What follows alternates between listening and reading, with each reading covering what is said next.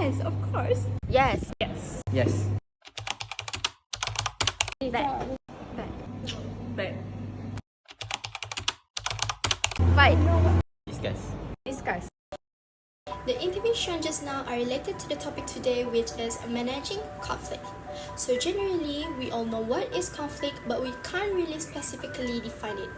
According to Eric, events like conflict is any time we disagree to the point where we can't go forward. In this chapter, we are going to focus on conflict in organization.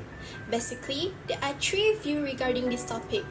Fun fact, all of my interviewees have the traditional view of conflict.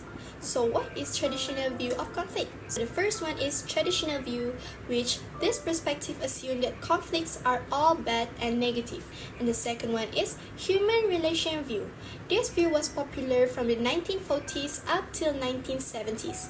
This view assumed that conflict was a natural event in all groups. And the third one is interactionist view. This perspective emerged in the social science literature during 1980s and 1990s, and from this view, they actually encourages conflict. So, why did interactionist view actually encourage conflict? Actually, conflict can give benefits to both personally, which are help us in building a stronger interpersonal relationships, increase our self-respect, and can help on our personal growth and development. Meanwhile, to the organization, it can improve efficiency and effectiveness, encourage creative thinking, and fostering more collaboration and cooperation. You don't need to be a social psychologist to sense conflict in businesses because most of them are visible. Some skills that we need to have in order to sense conflicts are visualize it, give and get feedback to the employees, define your expectations regularly, and reviews employees' performance regularly too. When there's a conflict, there must be the sources of it, which is number one, limited resources. People in departments in both big and small businesses frequently fight over limited resources. Number two is values, goals, and priorities. Confrontation often occur because as a normal human being, all of us doesn't share the same value. And the third one is poorly defined responsibilities, where the roles and responsibility of the employee are unclear. And the fourth one is change.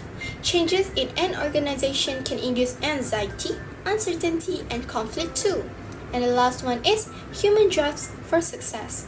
Typically, in an organization, we will compete with our colleague in order to achieve our company target in order to get the reward, and these two can cause conflict. Did you know that there are 5 styles of conflict management, which is 1. Competing, 2. Collaborating, 3. Avoiding, 4. Accommodating, and the last one is compromising. When handling a conflict between your employee, what should you do? There are 12 ways to identify which skill you should apply, and one example that I can give is communicate continuously and frankly.